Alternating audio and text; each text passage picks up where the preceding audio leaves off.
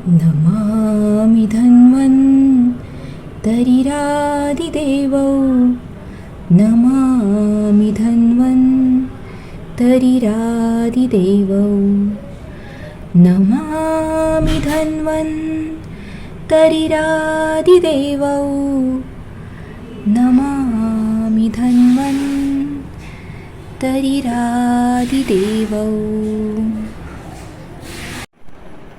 नमस्कार, मैं हूँ डॉक्टर रूपाली खोल्लम। श्री आयुर्वेद रहस्य इस यूट्यूब चैनल में आप सभी का बहुत बहुत स्वागत करती हूँ। ये मेरा पहला वीडियो है।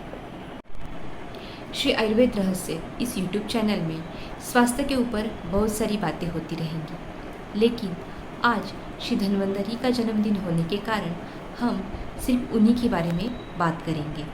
वसुबारस, यह दिवाली का पहला दिन है। इस दिन हम गाय की पूजा करते हैं। दूसरे दिन आती है धनत्रयोदशी, जो कि श्री धन्वंतरि का जन्मदिन माना जाता है।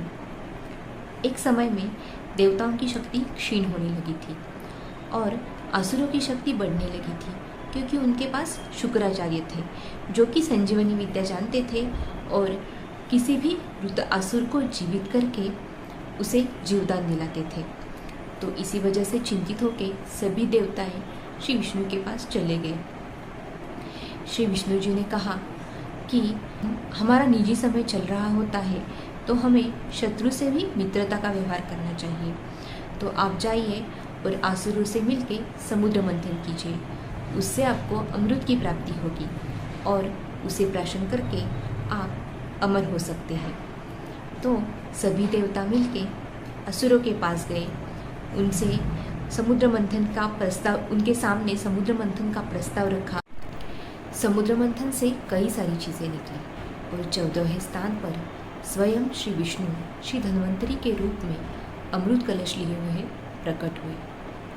उन्होंने अमृत कलश के साथ साथ और भी कई चीज़ें धारण की थी, जैसे कि शंख, चक्र और जलौका।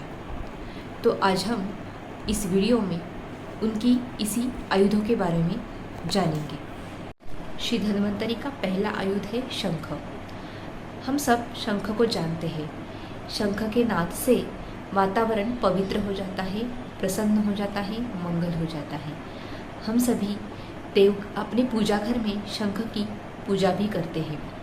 उससे हमें आरोग्य, ऐश्वर्य, समृद्धि की प्राप्ति होती है। उनका दूसरा आयुध है चक्र। जिस प्रकार से विष्णु जी ने सुदर्शन चक्र से असुरों का नाश किया था, उसी प्रकार से श्री धन्वंतरि अपने चक्र से समस्त व्याधियों का नाश करते हैं।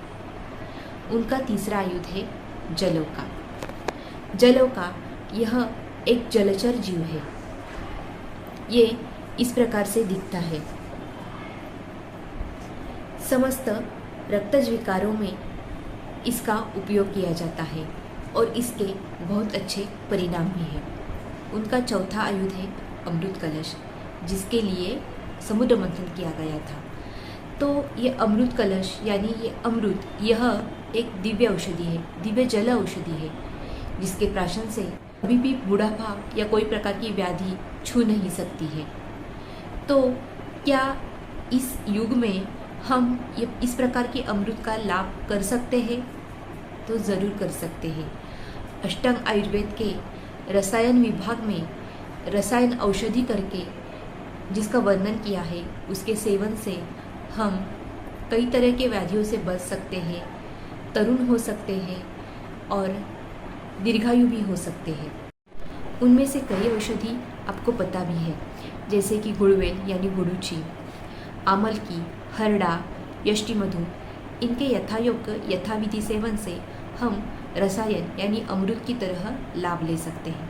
उसके साथ साथ सात्विक आहार, सात्विक विचार, सात्विक आचरण, ये भी हमें अमृत के समान लाभ देते हैं। उसके साथ गुरु की कृपा और सत्पुरुषों का संग भी हमें अमृत के समान लाभ दे सकता है।